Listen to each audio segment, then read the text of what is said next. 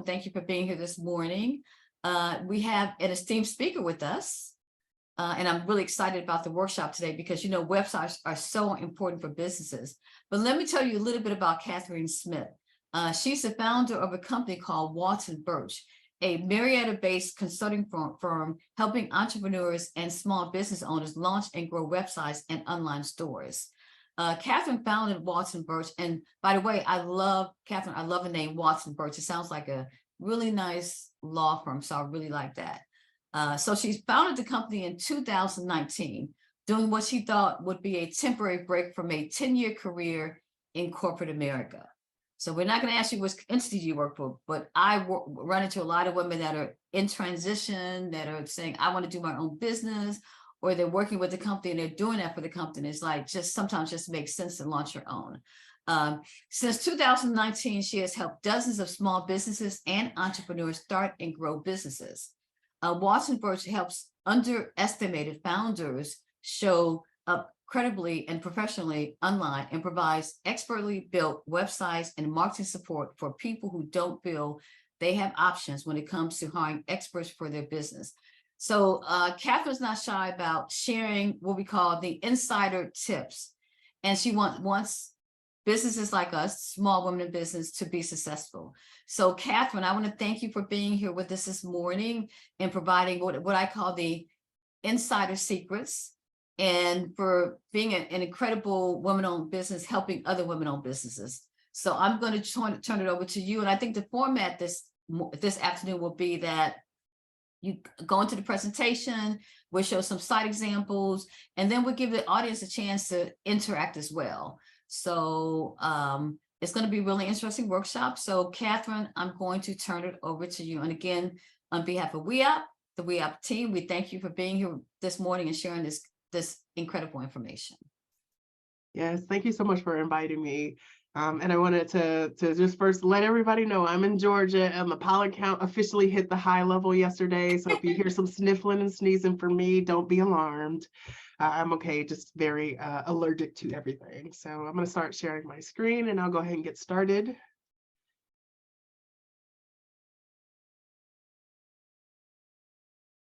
And let me know if you can see my screen. I see it. It looks perfect. Thank you. Perfect. Okay, cool.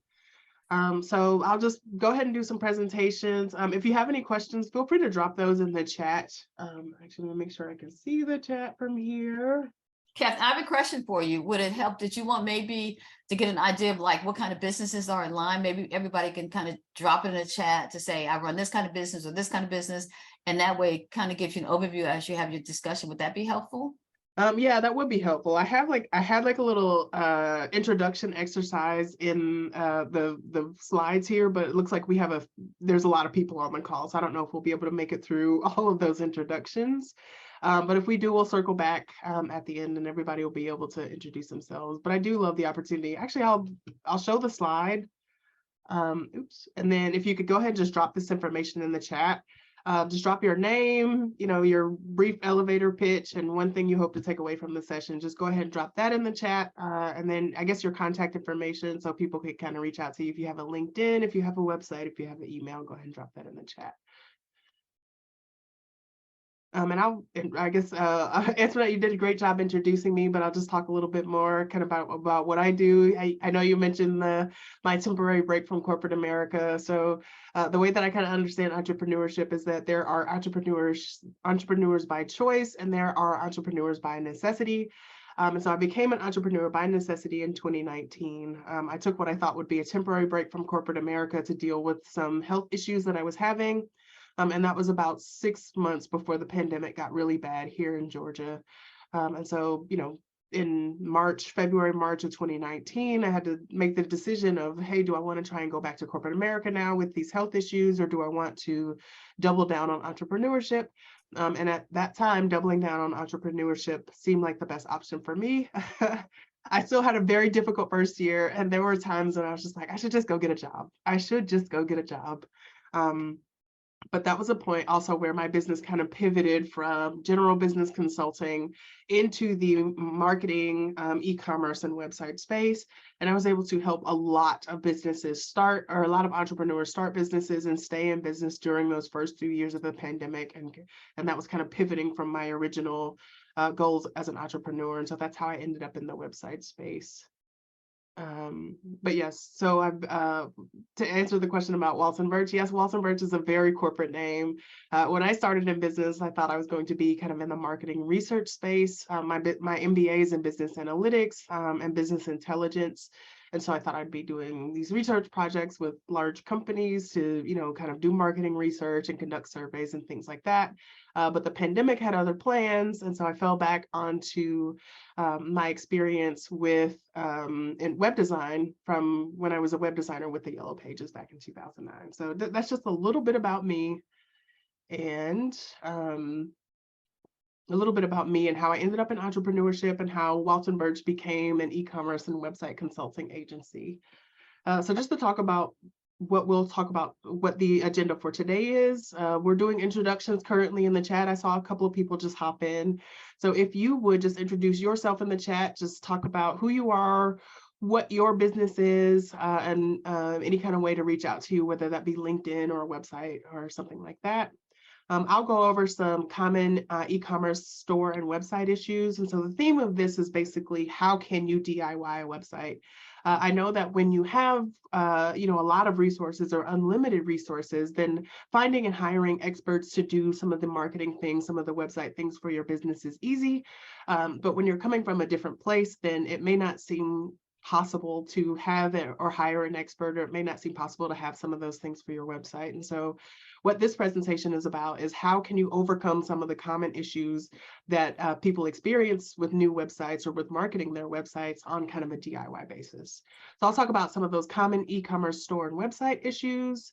And then I put breakout rooms on here, but basically we'll do site audits. And so if you have a website that you would like to have like a just brief 2-minute audit done on, just be thinking about that. And I'll go over that and just do super brief audit there. We'll do a Q&A and I will wrap up from there. So are there any questions before I get started?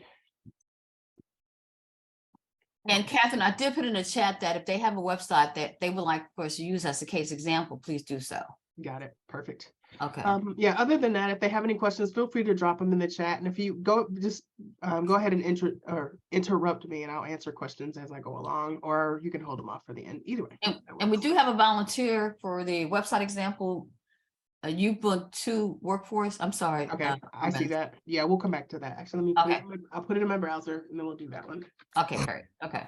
And then another one, CS Global, CIBSglobal.com. So we have two. Okay. Okay, perfect. All right. Perfect. Okay. Well, we have three, so you decide which ones. All right. I'm gonna start talking fast so I can get to them then, huh? Okay. All right.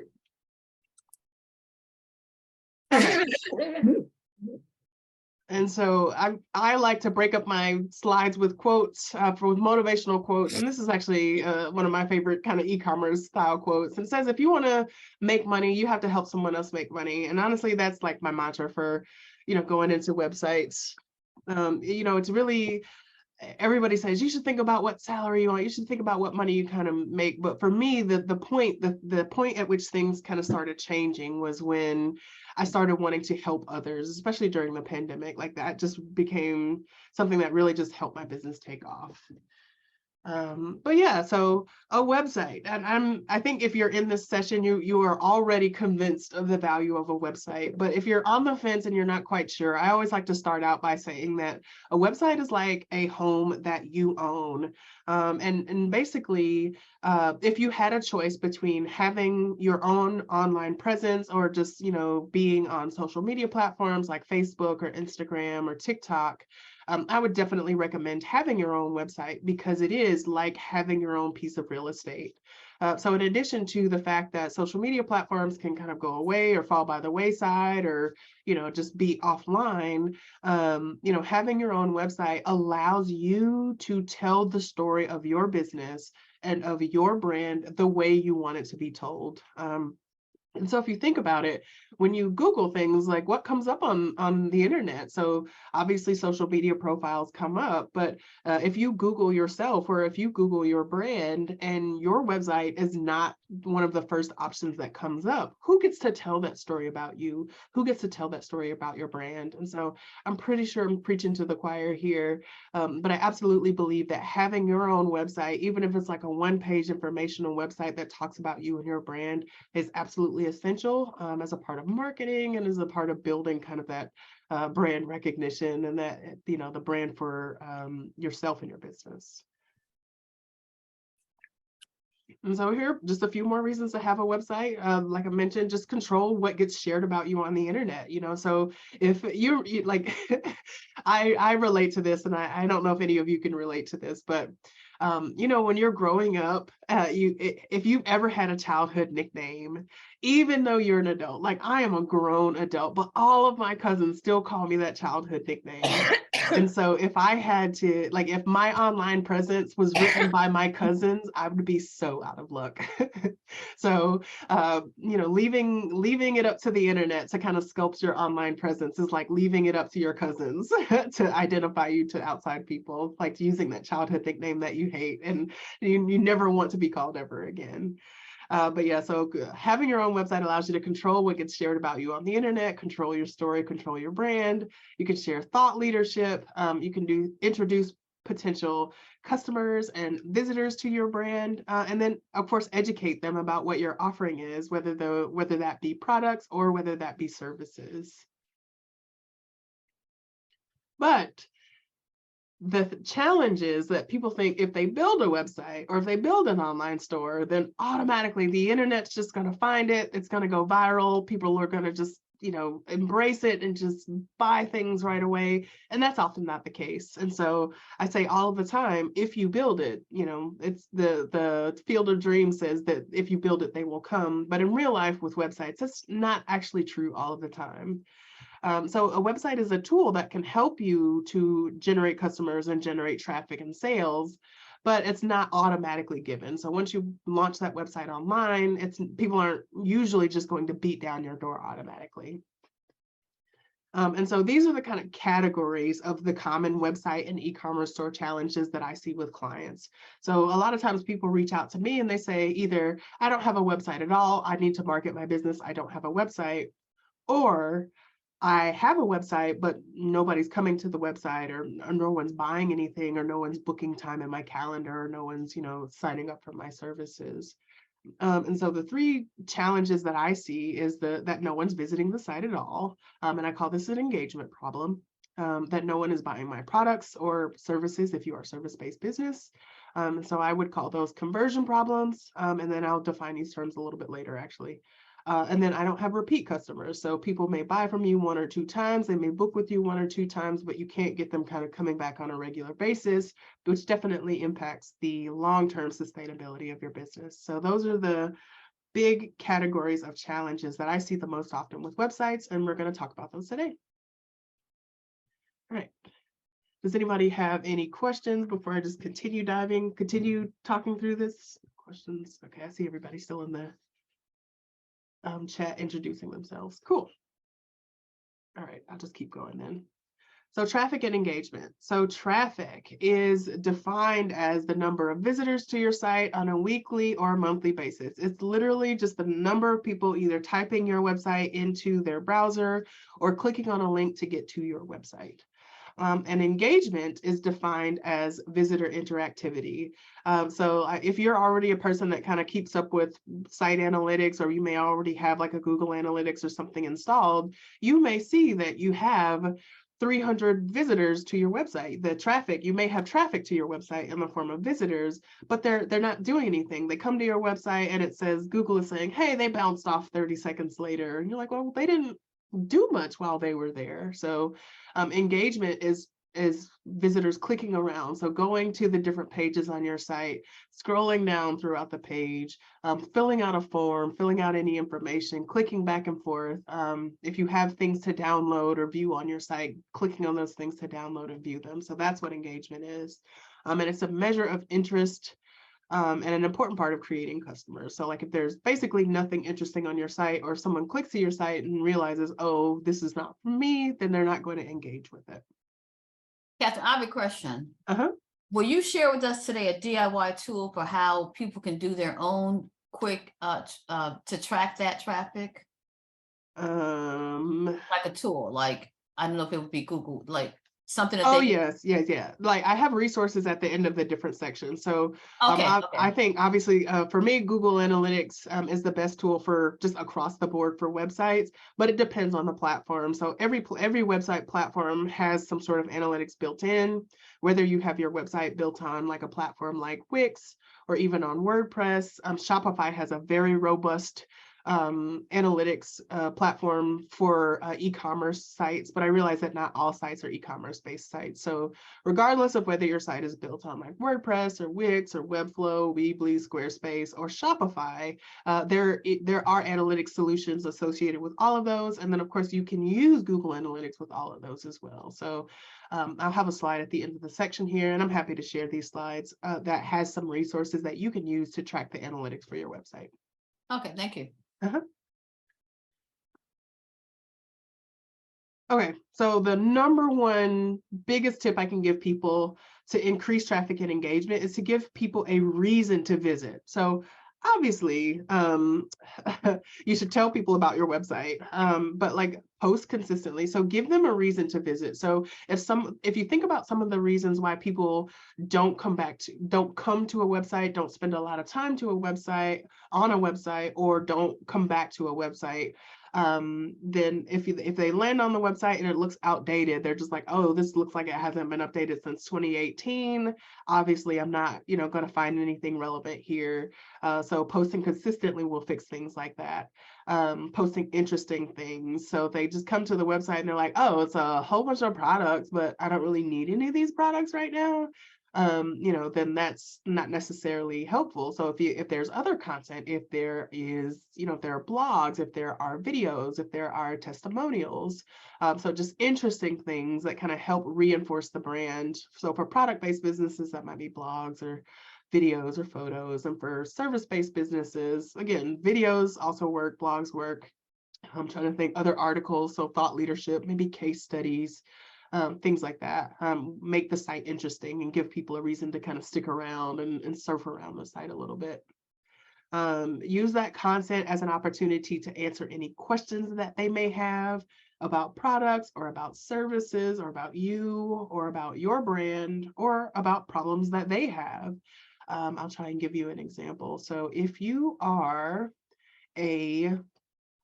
I'm trying to think, if you are a healthcare provider, like a home health aide or a nurse, and people are coming to your website, you definitely want them to fill out the form to book time with you, or maybe, to have to book your services, but they may also be looking for a solution to a problem. They may not know if they need a home health aide. So like if you had an article on your site that says, the top 5 reasons you might need a home health aide, or take a quiz to find out if you need a home health aide or something like that. So when I say help people answer problems that they may have or answer questions that they may have, that's a really good way to do that and to keep people on your site as well. So answer questions, solve problems.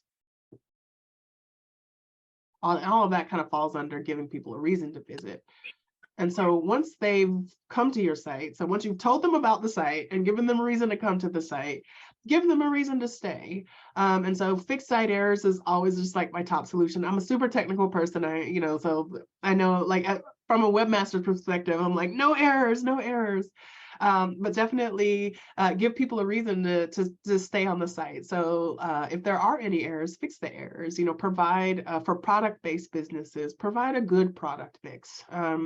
I actually work with a lot of single product brands, like Spanx is a single product brand. I don't work with Spanx, but that's an example of just where you only have one product. So you don't have 500, you don't have 50, you don't have a whole lot of products, you have one product, but there's still a way that you can make that interesting on your site. And in that case, you would just want to kind of overload your customers with information about your product. Same thing for service-based businesses. If you provide one service, then every page, every section on your website needs to be something about that service, whether, how is it provided? Who is it provided to? What are other people saying about this? But yeah, so definitely provide a good mix of information about your products or your services. Use high quality images and provide a great experience. I say shopping experience here because I deal overwhelmingly with kind of e-commerce and kind of customer-based sites, but this goes for service-based sites as well. I feel like I'm talking really fast. So if I am flying through this, please just let me know if you have any questions or that if you want me to slow down. All right, oops. My mouse is just like, here, I'm gonna use my, oops, no, that's not right. Okay, there we go. So the third point that I have in increasing traffic and engagement is to leave them wanting more. So you've already given them a reason to come to the site. You've given them a reason to hang out and stay on the site. But also the final part of this is leave them wanting more. So if they come to the site and they say, oh, okay, well, I had a question and the site answered the question and I didn't really need the services, then they're not going to come back. So leave them wanting more, like give them the promise of additional insight, of additional information, of additional products and resources, for them to be able to use to kind of enrich and enhance their lives as well. And you can do that through providing incentives, like for product-based businesses or even service-based businesses, some sort of coupon or promotion or a discount. And definitely delivering value. So if you have a blog or if you have articles or if you have case studies, then people will come back to your site to get additional information, related to those problems or those challenges that they're experiencing. And then just the same as earlier, continuing to answer their questions and continue to help them to solve their problems. And then this is strictly a marketing kind of concept. And I know a lot of people, it's really difficult to kind of conceptualize this, but help them see better versions of themselves in your product or service. So you've seen those infomercials where they're just selling you something and you're just like, I don't know, like, I don't really know if this is for me. I don't really have this problem and I'm not really sure that that's a solution that I need. If you can talk to them in words that they understand, terms using images that they understand about how your product or your service will help them be the best version of themselves and help them improve their lives, you will keep them coming back to your website. You will keep them coming back to your products and to your services. And so to summarize, some best practices, we just have some best practices here. And I know I didn't talk a lot about this. So the actual content, the text on your website does a lot to help bring in organic traffic. So organic is the alternative to paid. So you can do paid advertising and you can actually do paid search as well to kind of bring traffic into your site. But if you want people to kind of discover the site organically, you can either tell them about it, which, that's easy to do and it's free. Or you can have the content on your website be indexed or searched by Google. And in order to do that, I would strongly recommend hiring a professional copywriter or an SEO copywriter for your pages, your articles, emails, and product descriptions. And I know that, a lot of times that represents a huge expense. But there are platforms that can also help you do this that will greatly reduce the cost of that as well. But definitely keep an eye or keep in your mind that your content needs to kind of support the keywords that you want to kind of rank for, to help Google find your page. You want the content on your website to help Google to find your page. And so you could do that yourself, but if there were any place that you're going to invest in, I would strongly recommend investing in professional copywriters or SEO copywriters to kind of optimize that content for your website. Set up analytics and monitoring. So Google Analytics and Google Search Consoles are two of my favorite tools because they are free. because they work across a wide variety of websites on different platforms. They work with Shopify, they work with Wix, they work with WordPress and WooCommerce sites. I actually haven't tried it with Webflow, but Webflow sites are hosted, so they probably work with Webflow as well. And they provide some really good insight to help you get organic traffic. So if you don't want to have to pay for ads, you don't want to have to do paid search, you want to organically improve the traffic for your site, both Google Analytics and Google Search Console are some really good free tools to help you to do that. And like, so they're relatively easy to set up. It's definitely going to be something that takes a little bit of time. So give yourself a little time to set them up. But once they're set up, you usually don't have to go back and mess with them too much.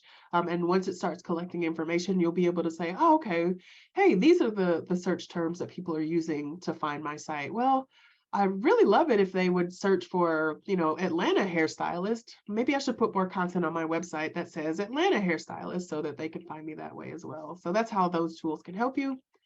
And then finally, just use custom professional photos that reflect your lifestyle and images and reflect your target customers. So if people can't literally see themselves in the website, they won't think that your products or your services are for them. So if your products are for women, then pick images of women. If your products are for seniors, then use images of happy, healthy, thriving seniors. If your products are for teens, you know, use images of teens and so forth and so on. And I see we have a hand raised. I'm not sure how to. Kalitha, Okay. Go ahead. could you explain copywriters a little bit more? Is this just, these are people that are writing the content like your bio or different things on your website and making sure that it's spelled properly or written properly? What is the purpose of a professional copywriter? That's a great question. So a copywriter is just someone who writes professionally. So you can have a copywriter that just writes blogs and articles, and they basically would just write it in half the time it would take a non-writer to write copy or to write text. But there are also copywriters who specialize in SEO or search engine optimization. So for instance, if I wanted to make my site rank better for Atlanta website designers, I would go to an SEO copywriter and say, hey, can you write an article about like a 500-word article that emphasizes the keywords Atlanta website designer or something like that. And then so the SEO copywriter would focus on text or content on the site to help Google find that page for SEO, if that makes sense. But just generally, because copywriters are professional writers, it takes them a lot less time to write things. And so things that I've hired copywriters to write for me or my clients would be blogs. So I have a lot of clients that sell products. And so part of what they do is talk about like February, I guess is American Heart Health Month. And so I recently just hired a copywriter to write a blog about American Heart Health Month that my client could then put on her website for, you know, for Heart Health Month, if that makes sense. So copywriters can definitely help you like speed up the process of adding content to your website, but also write SEO content to improve the organic kind of searchability of your pages. Did that answer your question?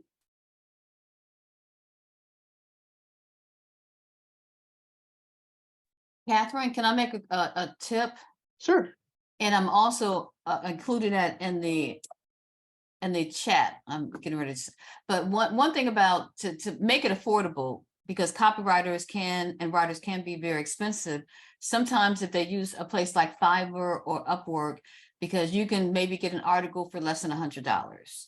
So yeah. So because I get copywriters in bulk, and I'm happy to make a couple of copywriter recommendations of good people that I've worked with.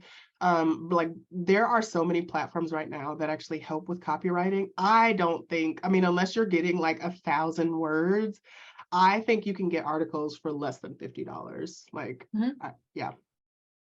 So, I mean, if you want, like, if you're doing, I'm trying to think, if you do travel content or like mom blog content, and you're doing it for commercial purposes, there are copywriters out there that will charge you like a lot more, but very basic SEO kind of keyword focused copywriting should not be like on like a platform like Fiverr or Upwork. Like you should be able to get a lot of options for less than $50 per article. And I'm happy to, again, share my resources. I saw a question in the chat. I mostly cater to African Americans, but was told my website needs to be more diverse to reflect a more diverse demographic. Can you clarify? So if your website, if your product is targeted towards African Americans, the only thing that I would recommend is that the actual imagery or the content on the website kind of support that. Like you be very clear that this is kind of targeted towards African Americans. Kind of for mass market appeal, I understand that there are people who will pressure you to kind of make your products more mass market, but if it's for African Americans, then like just make sure that your website imagery and your content kind of supports that. I won't, force you one way or the other into demographic, but whatever your demographic is, those people, those actual people need to be represented on your website. Yes. Hermes Okay. raised her hand. Okay, was that I saw she dropped something in the chat too. Was that were you gonna ask about sharing the list of copywriters? No, well, yeah, if you could share your list, that would be great. But I also wanted, my question was what was originally asked about, can you use professional copywriters to be able to write the content that would be incorporated in your website? Because Absolutely. like, for example, I have 2 websites right now, and I'm trying to combine the 2 to make one. And the first one I did myself. And then I paid all this money to get another one done, and it wasn't done to my liking. But now I'm paying again to get someone to combine them. But I really want someone who can take what I've already done and be able to simplify it and put it in the words that will drive traffic, SEO. So is it also bringing in someone who can do that? Absolutely. So a copywriter can do that for you. In that case, I would definitely kind of lean towards an SEO copywriter. Yeah. Like their writing is a little bit more technical, but that doesn't mean you can't put your own spin on it. Like when I personally use copywriters, I'll have them write like literally 70% of the article and then or blog, and then just add like my take onto either the top or the bottom as well, just to kind of add that personable step. But like it doesn't have to be hard, it doesn't have to be time consuming. Like I have always struggled with writing. I got a C in writing in college. Like I'm not going to force myself to be a copywriter for my website. But as a general rule of thumb, and I think a lot of people don't know this, there need to be a minimum amount of words on every page of your website. So whether that's a product-based website, whether that is a service-based website, whether that is a blog, there need to be a minimum of like 300 words on every single page of your site. Like if there's less than 300 words, Google Google and other search engines have a hard time even understanding what the page is about. And it uses those words to develop a context for the website. So it's saying, hey, this page is about nutrients and supplements. This page is about women's outerwear and workouts. Like, so if we take these pages as a body of work, what is this site about? And if Google says, I don't know, then they can't recommend that site to anyone. So as a rule of thumb, at least 300 words on every page. And yes, that includes product pages. So if your product descriptions do not have, or the pages that include your product descriptions do not have at least 300 words on them, definitely consider hiring a copywriter to help you to add content to the site, because it can only help you get more organic discovery for your site. And Catherine, can you clarify, because a lot of times you think that when you have somebody build your site, they are just going to build your site. So wouldn't it be wise before you to make sure that you get them that exact copy? So once you get, so we're talking about really 2 distinct different things. And sometimes people get confused. They give it to the site builder and think that they're going to edit. They're not going to do that. So it might be wise that before they even give it to that website person, because a lot of people go back and keep making changes and changes and changes. And that's why some website builders disappear. Well, yeah, that's the case. Yeah, I'm literally a guy. I really want to be able to have something concise to just hand over. Mhm. Yeah. So the content can actually be changed after the site is published, and it should be changed, as a matter of fact. So, like when you publish that page, there's like a timestamp on the date that the page was published. So from time to time, like the page content just needs to be updated anyway. Mhm. So I work with a lot of people who are not copywriters, and who also just don't have enough content on their website. So what I do is basically I will hire a copywriter to do that 300-word minimum that can help with the SEO for the site, and then just make some recommendations and say, hey, you should probably beef up this section. You should probably add these blogs. I usually provide just some sample blog titles for, for adding to the site afterwards. So if it comes down to my site can't move forward without content, then I would definitely recommend getting some content. But if you want to avoid kind of that like limbo with the designer and the site not getting developed, ask upfront, like, do you need copy? Like, can you build this without copy? Can you build this without content? Can you build this without text? Is this something that I'll be able to edit after the fact? Because there are actually different kinds of like website experts. So there are designers who are like, that's the Photoshop crowd. I call them the Photoshop crowd. They're like, listen, I'm gonna make this beautiful header. I'm gonna make this beautiful banner. The site's gonna look great. Like, I don't really care about the content. That's not my specialty. And like they'll be the first to tell you, like, listen, you're gonna have to put some text on this site yourself.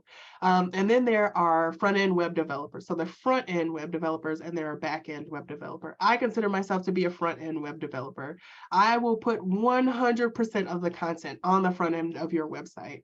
If you say, listen, I need the databases to talk to each other to do this complex search function, I'm gonna have to hire somebody to do that because I am a front-end web developer, and that's just me personally. So I hire copywriters because I'm not a copywriter. I hire back-end web developers because I am not a back-end web developer. And I say all that to say, not all website professionals are created equal. So you may hear branding strategist, you may hear web designer, you may hear web developer, and those people are different people and they have different expertises and skill sets. And so a back-end website designer would be, it depends on what the website is built on. So like for WordPress, that would be somebody who knows PHP, or like database languages. So the front end of the website is everything that controls the look and the feel. So HTML, CSS, your headers, your footers, the text, the navigation menus, all of that is front end. Back end is things that your clients and customers don't see.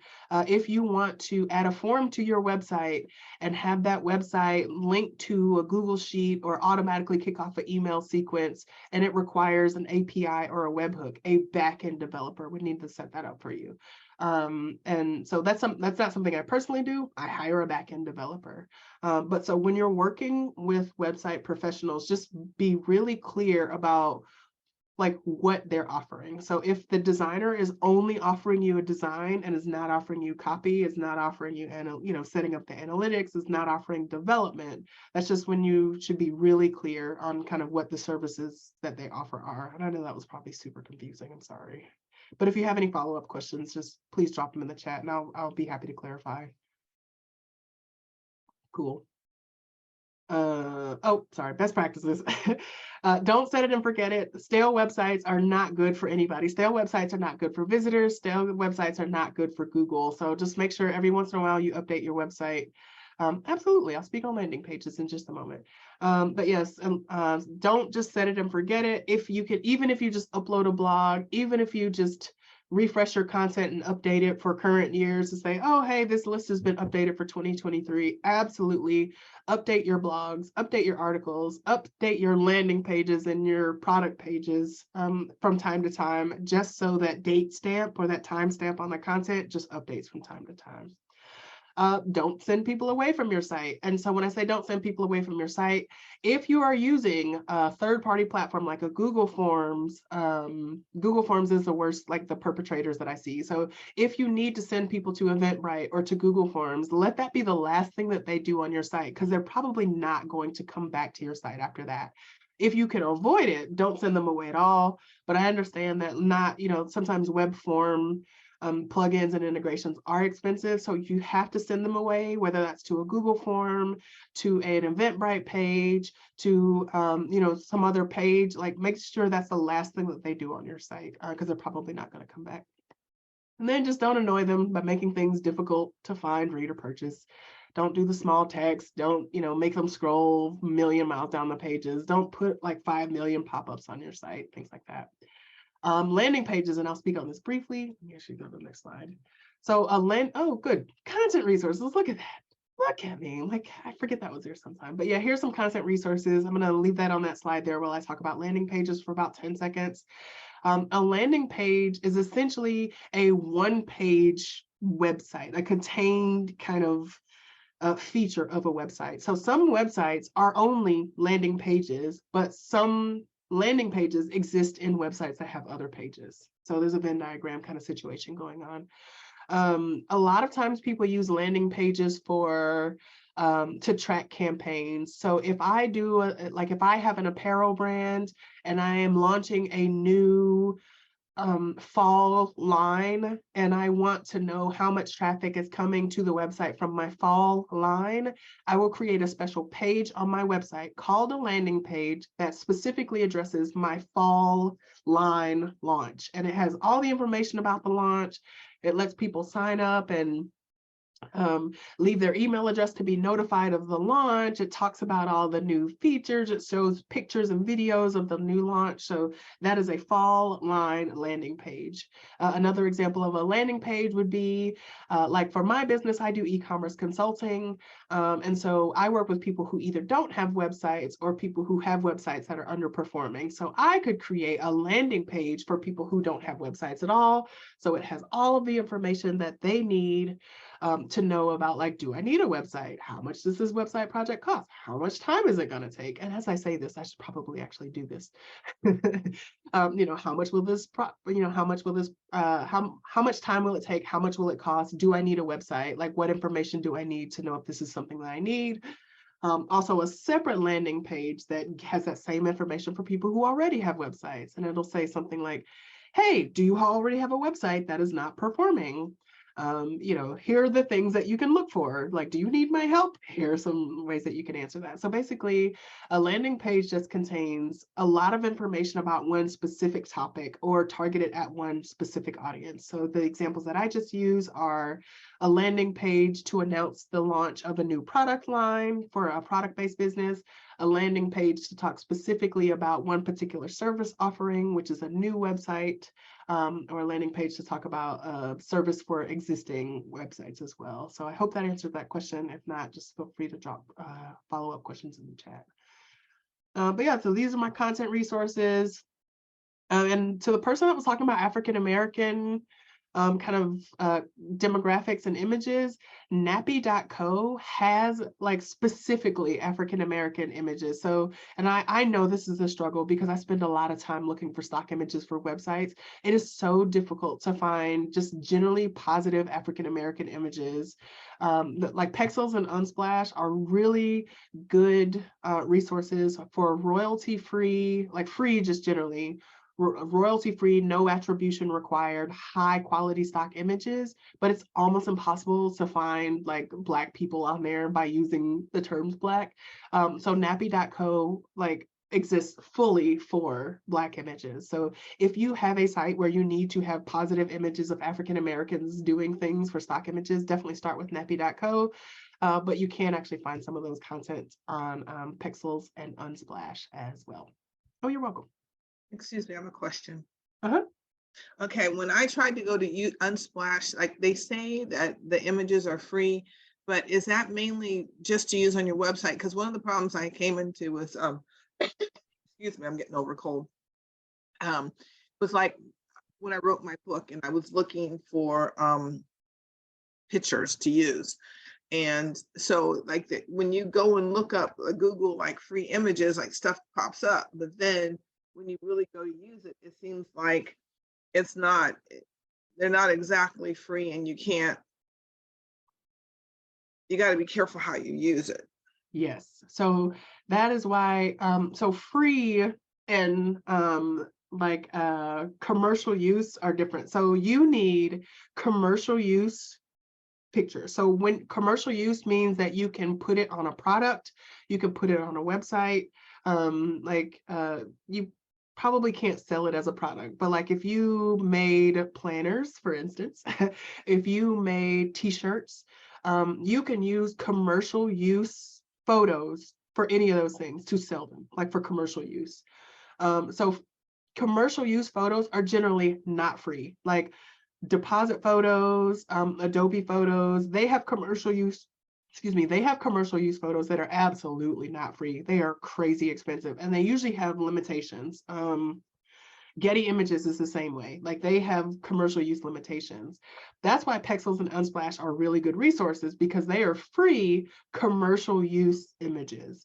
And so there's a little section where like on each image, when you look at the image, it'll say like what kind of licenses can be used for.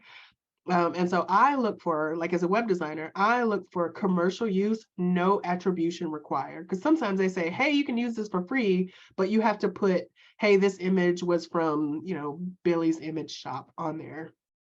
And you'll actually see that like throughout my PowerPoint, like some of the images are attribution required free images, but like these two are not, they're no attribution required. So you're looking for free commercial use, no attribution images, and a majority of the images, if not all of the images on Pexels and Unsplash are free commercial use, no attribution required images. Does that help? Yeah, that does, because what I ended up doing was I had to end up using Shutterstock. Yeah, and you're gonna pay for those. Yeah, I did, and there was, huh? I said you're gonna pay for those.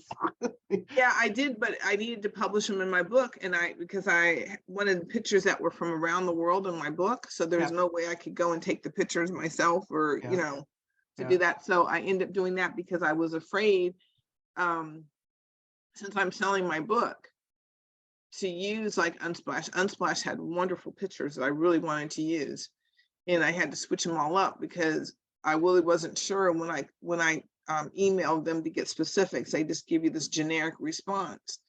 And I talked to a lawyer and said, well, and there's no way to know for sure that the person that submitted it is who they are, and I didn't want to open myself up to any legal thing down the line with my book. But Unsplash has awesome pictures. Yeah, and that's a good point. And I would say an alternative to that. So I know that like there's so many up and coming photographers here, especially like people of color, and underestimated founders that are kind of starting their own businesses. I've worked directly with different artists, so different illustrators, different photographers, and said, hey, listen, I'm doing something kind of like experimental on either this website. I also have a print on demand t-shirt business. So also print on demand. Like if you're willing to give me this commercial use asset for like whatever, like either a flat rate price or a price plus a percentage of the sales, then, like it can be affordable for both of you. So somebody that's just starting out that wants to sell their images or wants to sell their illustrations or fonts or graphics or whatever, you can talk directly to them and the two of you can work out some sort of arrangement. But yeah, I think, like you're right, to your point, Pexels and Unsplash, they are uploaded and you can't necessarily verify the source. So for something physical like a book or something, I would definitely reach out to the photographer directly to make sure that you do have, no attribution required commercial use license. Otherwise, definitely look for your kind of own sources and people that can provide that for you. Absolutely. That's a good point. And thank you for the one with Nappy, because I haven't heard of that, and trying to find pictures of African-American children and stuff for my website and things. That's not easy. And also even, like biracial or Hispanic, or I should say Latinx, I'm sorry. People like that, people of color, it's not easy. So thank you very much for that. And one other quick question too. When it comes to Canva, like they have free and then they have a professional thing. If you are using like their pictures and things like that, is that something that you can use professionally for free? I mean, or do you have to worry about having a problem when you're using something from Canva? For your use case, for your example of a book, I would worry about that. Also, I would worry about using some of their graphic things for like logos and things that you want to either trademark or have protected under intellectual property. But I use stuff like this all the time from Canva for websites. So if you're using it and you're modifying it, the license on it is actually pretty lenient. But if you're not modifying it, or if you're printing it as is to sell it like in a book or on a t-shirt, that's when I would double, triple check the license on it. Okay, but just to put like, just to do something on my website, I would be okay. All the time, all day, every day.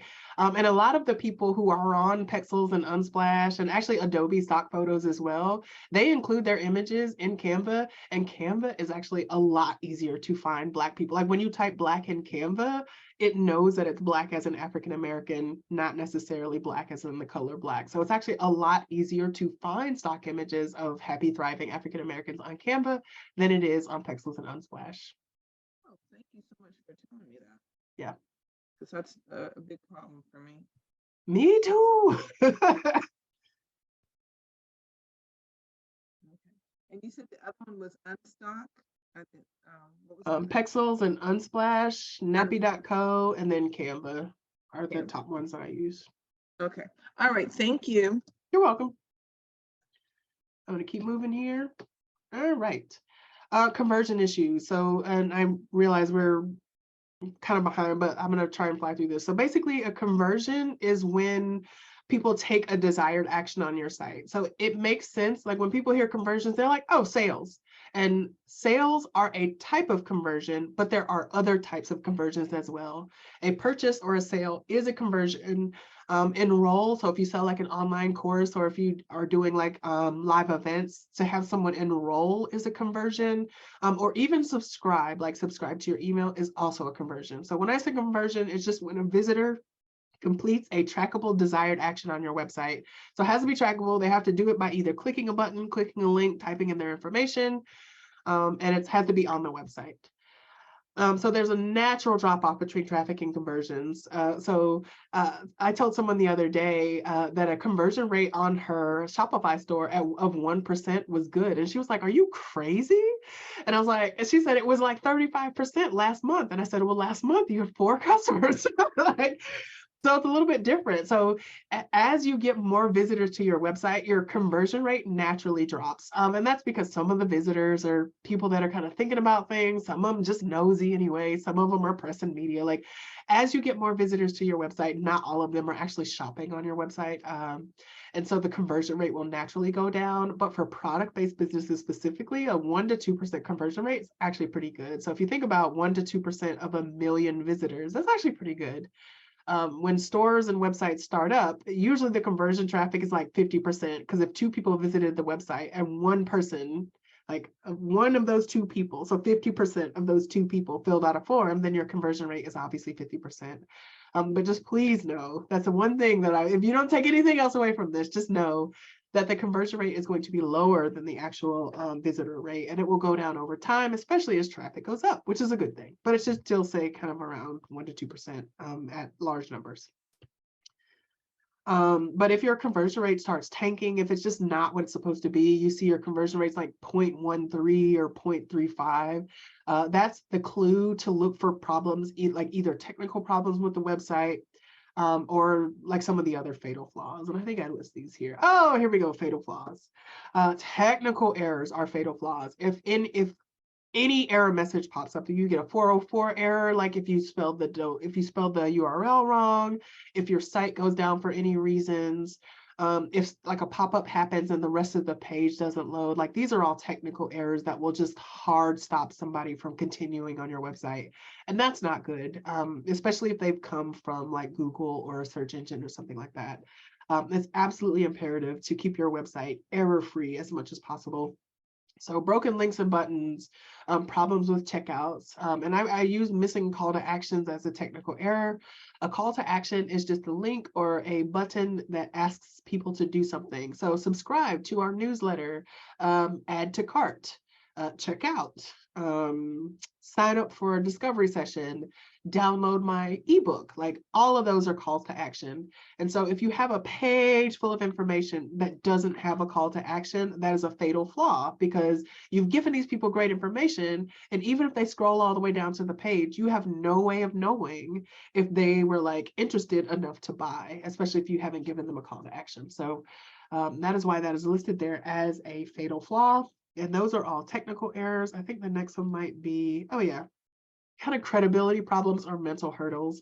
And honestly, if I could take like 2 seconds to just talk about this, like when I went into business, especially when the pandemic started, I felt a lot of, like, I heard a lot of small business owners say that they felt like the government wanted them to fail. They said, listen, the government doesn't care about small businesses. They're only bailing out these huge corporations. They don't care about us. They want us to fail. And that was especially true for women and minority and underestimated founders, because they felt like, you know, people are just looking for a reason not to shop my website. And so that is why, like, literally if I had to have a tagline for Walton Birch, I'd say, like, we help you show up credibly and professionally online, because we know people are literally looking for a reason to not shop your small business. And so a large part of building that trust and showing up credibly online is, you know, to show up credibly and professionally and not have what I call mental hurdles on the site. So if you are like more than a single product-based business, if you don't have enough products, it's just kind of like, okay, well, there were 3 things on the site to see, like what else is there? The not enough text, so not at least 300 words on each page. If you have low quality images, or they're obvious, like they're really just bad quality stock images. If you don't have any location or contact information, at the very minimum, put like a city and state on somewhere on your website, just so people know that this is a real business that exists in the United States somewhere. I know a lot of people are working from home and don't necessarily want to put their home addresses on their websites, but like a city like Atlanta, Georgia, or Marietta, Georgia, for like I live in Georgia, at the very minimum, put your location on your website. I say no HTTPS, but that also just means like the little lock in the URL bar. So if people get an error that says this site is not secure, they're not going to shop on the site. It's a mental hurdle. They're like, oh, I don't know if this site is stealing my information. All of these things are mental hurdles that can prevent people from continuing to your website. So this is a list of things that can kind of stop people dead in their tracks from your site. And you just want to make sure that these things are taken care of, and just constantly be on the lookout for these types of things. Ooh, best practices. So for conversions, fix technical errors and lower mental barriers to purchasing. Optimize design and content for shoppability and browsing friendliness. So just make it super easy for people to shop. Don't make them click 50 different times. Don't give them too many options. Like if somebody wants to buy a women's top, or somebody wants to book a cleaning service, or somebody wants to have a meeting with your nonprofit, make it super easy for them to do those things, just on every single page of your website. And then also just use email marketing to help drive conversion. So this is give them a reason to come back. So if they're excited about your product, if they're excited about your brand, they're going to give you their email. And then if they give you their email, like just talk to them, just say, hey, we got some new stuff, come back, check it out, it's going to be cool. Give them a reason to come back. But yeah, so the don'ts of conversion. So don't use hugely complicated navigation menus. This is a huge problem with product-based stores, especially on like just the default Shopify and like Wix or Squarespace plans, because like you have to, the longer your navigation menu gets, the harder it gets to shop. And so you have to like optimize it from time to time. Like you can't just leave it in the default state, especially if you have more than maybe 6 or 8 categories. So just know that when you have more than 6 or 8 categories of products, you're going to want to rearrange your navigation. And I'll leave that there. I don't want to dig too deep into that. But don't ignore lower falling conversion numbers. If you see that conversions are less than 1%, like that's a problem. That is always a problem. And so there's some kind of easy things that we can do to try and improve that, but also definitely it's just don't ignore it. Just don't ignore it as a problem. Treat it as an urgent issue every time you see that. And then don't sink budget into paid advertising before addressing fatal flaws. Because if you drive 2,000 extra people to your website and they all get an error message, you have wasted how much ever money you spent to drive those 2,000 people to your website. do I need additional security for my website when I have HTTPS? No, HTTPS is, actually, I won't say no. HTTPS means that your site is secured by a security certificate. So that means a little lock shows up in the URL when people go. They don't get any error messages about security. However, I will just one little caveat. If you have any forms on your website, like a contact form or a subscribe form, in order to not get like spam or bots filling out the form, I would add, they call it a CAPTCHA, a Google CAPTCHA. So I would just add one of those things to the site. It's CAPTCHA is spelled CAPTCHA, perhaps. Anyway, that's the only other thing I would say to add from a security perspective, and that's only if you have forms. If you don't have forms, don't worry about it. Thank you. You're welcome. I have that on there. I was just wondering because my friend has a website and she has additional security that she pays for each year. And I thought, well, that's why you buy the SSL certificate. So Squarespace, shouldn't they be the ones that are catching if someone's trying to hack your website, or do you need extra security if someone hacked your website and then like stole the person's credit card information or something? Wow, on Squarespace. So the only websites that I typically recommend extra security for are actually WordPress websites. Like Shopify has built-in like payment gateway security. Wix has built-in payment gateway security. GoDaddy has like their little default site builder have built-in payment gateway security. I'm surprised that you would have to pay anything extra for that. I know I'm I don't surprised. have to, but I have a friend, she built her own website, and then I don't know, she just has extra security. I know when she first built her website, it was in WordPress, but she just pays like, I think almost like $500 a year for extra security. And I thought, well, if I'm paying for this through the website to get that certificate, then would I need anything else? Because I know they say that if your business gets hacked, then most businesses go out of business because then you're liable for all of that. So you don't have to worry about that when you don't have to worry about that kind of level security once you've already paid it. You're going through and you have this SSL certificate. So you still have to safeguard customer information, and that's part of like if you're working with me, it's built in.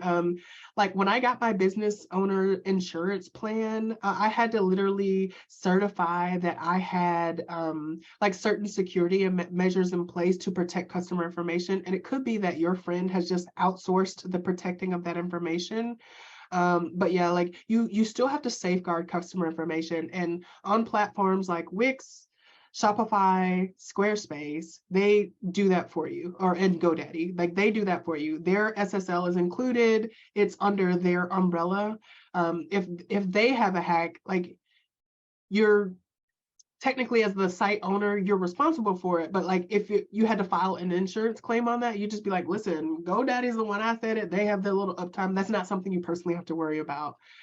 If you are manually processing transactions, so you literally got like a little card reader and you were scanning cards, then you're going to want to have some more security. Like that's when things get a little sketchy. That's when you probably need to have extra locks on your door. You need to secure the situation, like have the encrypted, so forth and so on. But most kind of third-party platforms, they secure their payment gateways. So only if you are manually processing customer information, payment information, or you work in the medical field where you're dealing with like HIPAA and you're storing personal sensitive customer information somewhere on premises in your office or your house, would I be able to kind of see that being a really big concern? Because like your average e-commerce site, especially on Shopify, Wix, GoDaddy, Squarespace, the payment gateway is it's provided by the person hosting the site, and they're the ones that do that security. Like you can't even, there's nothing, you can't say, oh no, we're not gonna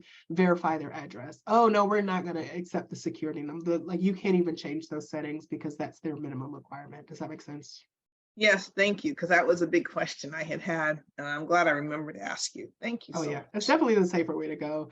I mean, I'm sure, like, I mean, if you really want to DIY, you will pay dearly to secure your own kind of information. And I think, doctors, like people in the medical profession, they probably just need additional security anyway.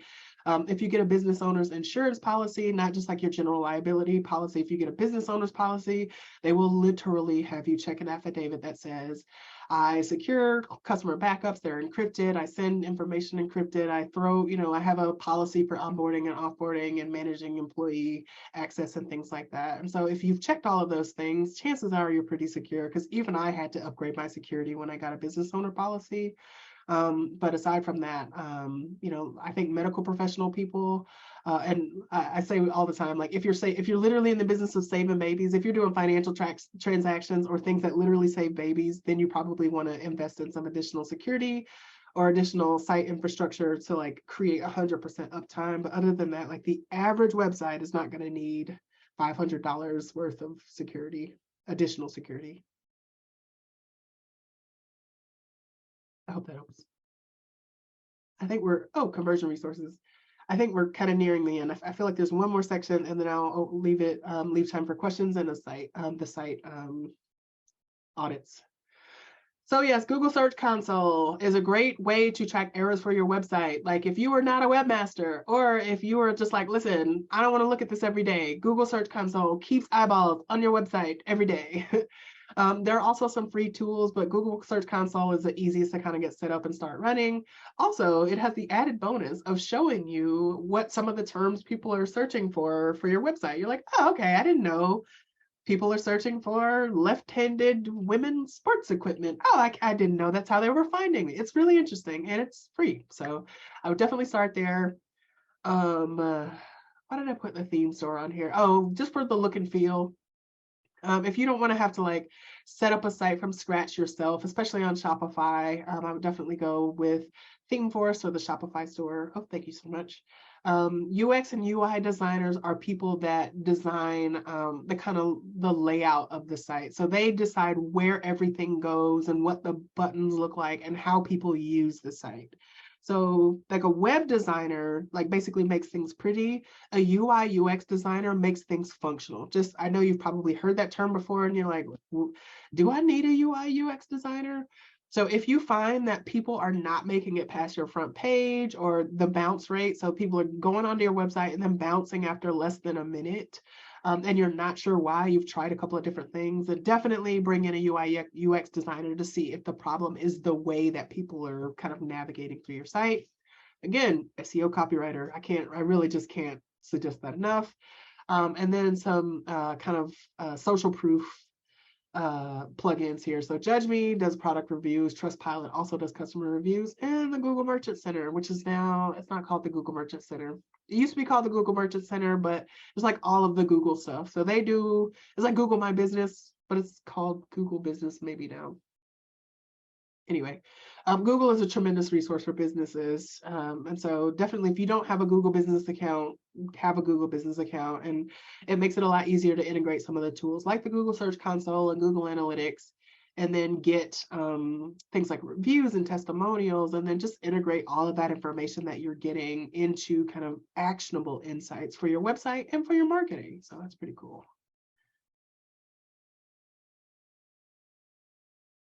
And I just touched on this. So social proof is ways that we seek validation from others. So if you've ever seen a website and you've seen people leave reviews that sound like you're like, oh, somebody was like, man, this is the dopest thing ever. You're like, that sounds like something I would say. So you are way more likely to then kind of trust the product and see it as a product that you could see yourself using when people like you leave reviews. So that's what social proof is in a nutshell. When customers have a great experience with the brand, they become repeat customers and they tell everybody else. And that's a great natural way to grow your brand. So give them the opportunity to do that social proof and to believe those testimonials and leave those reviews, and then, like put those reviews front and center on your website. Give them reasons to revisit the website and share their experience. So this is, I guess, kind of a summary. All right, so ask for the reviews and testimonials, create post-purchase and repurchase email and SMS campaigns. That's really for product-based businesses, but a longer-term version of that also applies to service-based businesses. And then affiliate and loyalty programs also more applies to product-based businesses, but can apply to service-based businesses as well. I get my insurance through American Family, I think, or like whoever their business, they have another company that they do business plans with, by the way. Oh, that's okay. Yeah, so do's and don'ts of creating fans and ambassadors. Fans and ambassadors are the best way to grow your site organically. They're usually free. You don't usually have to pay them for their service. And because social proof is such a big deal, especially if you're dealing with kind of niche audiences or audiences that are kind of not quite mainstream. So, not everybody out here selling black hair care products can be trusted to sell black hair care products. So you're probably going to put a lot more weight into someone who has black hair using some of those products, than you would just to kind of trust that brand up front. So that's how powerful social proof is. So definitely leverage that to kind of build fans and ambassadors for your site. And I think, that is the best kind of marketing you can get for your site for sure. All right, some resources here, and then we're going to pivot into site audits.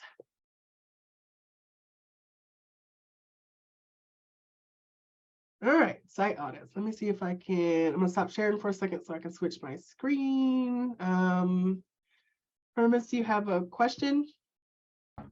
Oh, no, I was just gonna, no, you're about to look at my website, right? Which one is yours? Ubuntu Workforce. Oh, yeah, that was the first one. Okay. She was the first one that responded. Yeah. Okay, yeah, let me pull that up and then I'm gonna share a different screen. Does anybody have any questions while I'm looking at this? No, Could you put the resource page back up again? I was going to try and take a picture of it. Oh, sorry. Oh, okay.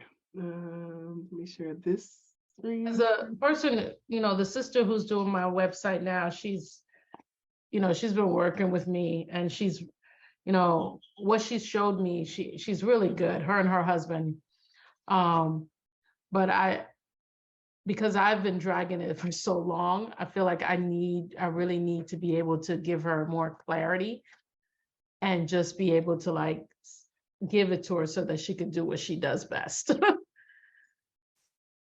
Yeah, I mean, I think it definitely helps. So when it comes to working with designers and creatives, they can, if you have a super specific, I want to have a picture of a mountain and a lady standing on a mountain, so they can do those types of things.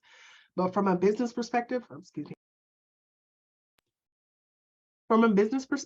it is super helpful when you're talking to consultants of any kind to tell them what result you want. So if you say, I want people to come to my website and buy a product, I want people to come to my website and sign up for my course, I want people to come to my website and book a discovery call, then the question then becomes, okay, so how do we get there, right? So if they deliver, they say, hey, this is a great design, and you don't see any buttons to buy, book, or buy, book, or I forget the other action verb. If you don't see any options for that, then you can ask the question, hey, how does this design, how does this layout, how does this copy, how does this text, how do these images help drive my goal in business of getting people to buy my product, of getting people to book my service, of getting people to provide their information or subscribe to my mailing list or sign up for my course.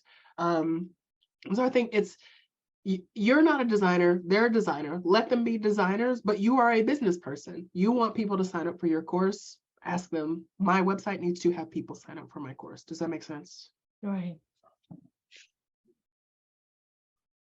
So yes, I am a front-end web developer, but I'm also an MBA. So a lot of the strategy that I give to clients is marketing, yes, but it's from a business lens. And I'm happy to have conversations with people. I used to be in the marketing research space, so I can translate they translate requirements very well. So a lot of times when you're talking to designers, they're like, listen, you asked me for a banner, it's a really nice banner, the lady standing on the mountain, and you're just like, but it's not doing what I need it to do. And it's really hard to get from, it looks good, but it's not doing what I need it to do. It's hard to get there if you are the person that's like, but it looks good, but it's not needing, it's not doing what I need it to do. It's kind of hard to get to there. But there are people who can kind of translate those requirements to creators, to and from creatives as well. So if you need some help with that, I'm happy to help with that conversation. Okay. And also, Catherine, we have this special segment that we do, questions from our speakers. Oh, cool. Because sometimes people have the same questions for the speaker, and it maximizes the time of our professionals. Mm-hmm. So what we ask the ladies, we send a survey out, ask the ladies if they have any questions, and then what we normally do is feature that in our monthly newsletter. So we haven't featured questions for our speakers, and then everybody can take advantage of those basic overview questions, usually about 3 or 4 of them. Perfect. So we're going to send a survey out to everyone that attended today, and then ask them to complete the survey. And then in that survey, they can ask questions, basically. Okay, cool. Perfect. So I'll briefly run through this. So this is the site audit. I do site audits. I do like longer site audits, but I think if you're, I also ask customers, like when I'm working with customers, I ask them to find sites that inspire them. And so if you're not sure what you want from a website perspective, whether that's functionality or kind of aesthetics or look and feel, like these are some good questions that you can ask yourself. So like, hey, what do you think this is promoting? Like, so look at the first impression, look at the technical, look at the hurdle. So I'll cover these, but I just wanted to show you this before I start actually going through the site audit. So I'm gonna stop sharing again, share my other screen, which is Ubuntu Workforce. Oops, let me move this. Oop, okay. All right, so first impression, what do I think the site is selling or promoting? Workforce performance development looks like front and center here. Optimizing our workforce one team at a time. So something about the workforce. I happen to know that Ubuntu is like a programming language, I believe. So I think this is something to do with tech. Let's see what else we got here. Strategic talent acquisition. Finishing this in French. Oh yeah, critical skill strengthening. So some kind of team development here. What do I think the call to action is? That's a good one. Get a quote. There it goes, right there. Call to action. Beautiful. Stands out, bold, separate from the rest of the text around it. It's a beautiful call to action. Am I the target customer for this store or site? Not me. This feels like a service for large companies or large teams. My team has exactly 7 people on it, so maybe not us. But that doesn't mean that I couldn't recommend this to someone that I knew that worked with larger teams. Look at that social proof. It's beautiful. Love that. This is a great site. I love this. Technical check. Does it work well on desktop and or mobile? I'm looking at it on desktop, but it's working well. Like the scrolling is very clean.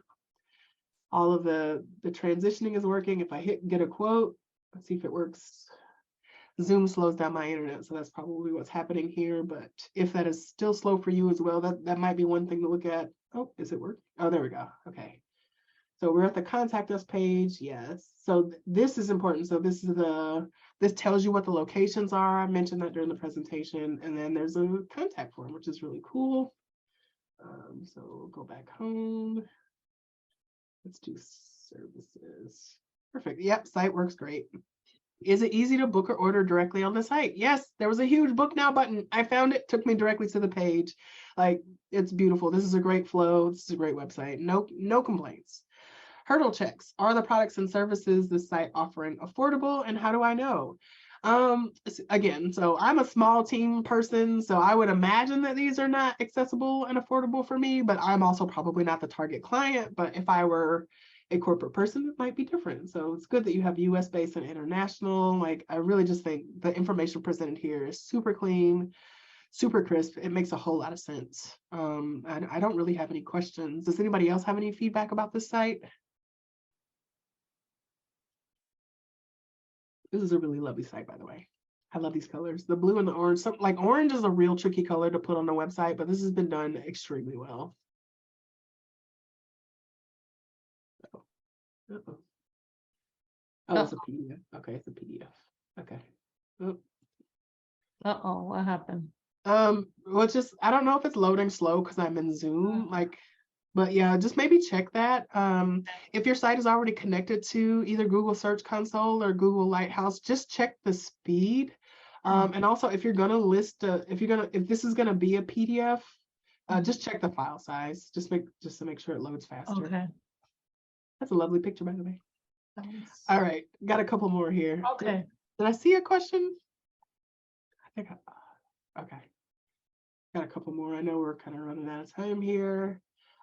This was one of the ones that was dropped in the chat too. Oh, I see we're loving the orange today. I love the orange. So first impression, Nice. What do I think this site or store is selling? Business growth requires a team effort. Okay. Something about business growth, 5-star team. Let's do some scrolling. These are lovely images. Whose site is this? That's beautiful. Yeah, I'm like, love to see business Black people. Love to see it. I need to know where these images came from. Mhm.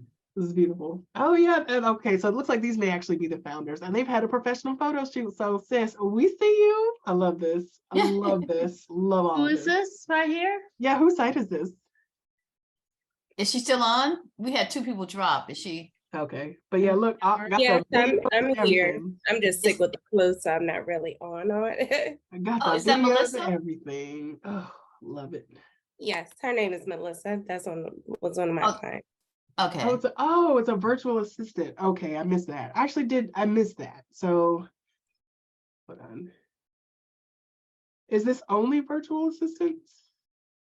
Currently, yes, I'm actually transforming this year though to just do more remote staffing, Okay, staff augmentation, so that I'll be taking away that language okay, over this next month or two. okay. But Oh, I yeah, so Yeah, I thought it was a team building site, so it's a virtual assistant site. yeah, that's the part I didn't get right away, was that it was virtual assistants. Administrative, digital marketing, and consulting. So see, these headers are super clear. So if somebody's just scanning down the page, they can still tell what the site is about. Also, So maybe the header should be more at the front, so you know exactly when you land on it, what it is. yeah, it sounds like she may be in transition though, but yeah, absolutely. Oh. Just make it 100% clear, like what those top surfaces are. Get more done with less effort, like that. Learn more. Oh wait, did that go? No, it didn't work. Okay. So these look like they might be clickable, but they're not. Okay. Expense tracking, sales reports. Yeah, super clear. Services are super clear. I love that there are videos available. What do I need to get started? That's the question. Okay, ready to get started. So that's front and clear, call to action, book a consultation. So yeah, I might move that up a little bit on the page or provide additional opportunities. I may have missed it though. I'm like going through these super fast. But yeah, and look at that. You can book directly in the calendar. Love this. I love these. Where people can book directly. They don't have to necessarily email you or fill out a form. I love these. This is where the back-end development kind of comes into play sometimes, because sometimes you can copy and paste these, but sometimes they have to be done with either an API or webhooks. So, but when you can do them well, like this makes it super easy for people to book directly with you instead of doing the back and forth through email. So this is a lovely site. Purple is personally my favorite color. And I love this. I love what you're doing with it. I can't wait to see what you do with it. I think you said you're changing it to kind of streamline the services. So really interested to see what that looks like. But yeah, no hurdles. Everything's loading pretty quickly. Contact us page is there. Again, front and center, book a consultation, even on the contact us page. All of these are great. The only thing about orange and yellow with website is that they're not high contrast colors. So from a visibility perspective, so if there are like colorblind people or low vision people, like they won't be able to, like this is not high enough contrast. So this purple text, I might make it just white or something like that. But yeah, that's just something to keep in mind when you're using colors like orange and yellow specifically. So other than that, this is a lovely site. Oh, got the socials here too, girl. Love this. Can I add? Go Hello? ahead. I want to add a comment. Are you saying virtual assistants? Can you refer to people or assistants when I read the website? Yes, it's people. So you say virtual assistants instead of assistants with the T and the S? Wait, down here or back up at the top? Go back up. And I'm saying that if you're talking about marketing people, go back to home, Oh, back to home. go down. I think I saw virtual assistants. And should it be virtual assistants with a T, saying we're marketing people? Oh, right. Yeah, see so right- that's speaking just to the help part, like the virtual Okay. assistants. With a Um, personal touch, yeah, okay. Yeah, I was saying, should you say virtual assistants with a T instead of a C? Since you're marketing people? I got it, but I think that I was speaking more so to like the service of, virtual Okay. support versus, everywhere else is using the T as speaking to the actual people. Okay. So it's to Yeah. kind of personify the support in the virtual space. Okay. Okay, Yeah, like yeah, that's a minor thing for me. Like it just, I wouldn't change it because like the reading this paragraph, so people call virtual assistants VAs. Like just see reading this, it meets the minimum of the 300 words. It's got keywords like VA, staffing, yeah, like let's see what else. Success for clients. I mean, it's got enough words, so I wouldn't change this. Like, but also, I don't think it would make a major impact on like search discoverability or anything like that. But anyway, I think this is a beautiful site. I do want to leave. We're right at time, and I want to leave time for questions. So, does anybody have any questions? I would say a great presentation. I know you had a lot of information in the jam pack, but I really enjoyed some of those tips. They were great. Thank you. This is a cool site. Whose site is this? Is this a Shopify site? That book? Huh? That's fine, Okay. Alicia. Is this a Shopify site? It is. I can tell them. I It's a get my free- bread and butter Shopify. Huh? I use a free theme because I'm on a budget. Oh yeah. Yeah. So like there's actually a lot you can do with the free Shopify theme. I know people feel like, they're kind of limited, but there's a lot you can do with the free Shopify themes. And so like for this menu, and I don't know if I can kind of it's closing and stuff. So if we're looking at this, so like you can actually kind of simulate this yourself. Like if you shrink your window size down, it shows what it'll look like on different devices. Okay, here it goes. So this is what happens. So this will be like a tablet, and then let's make it a little bit smaller for mobile. Let's make it that small. So this is what it looks like on mobile. So that menu is a little long.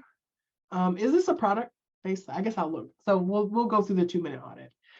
What do I think the store is selling or promoting? Stuff. Like products for kids. And Catherine, that by me, one of the questions that you answered, the simple things you can do with the Shopify site. Oh yeah, simple things. Simple things, yeah.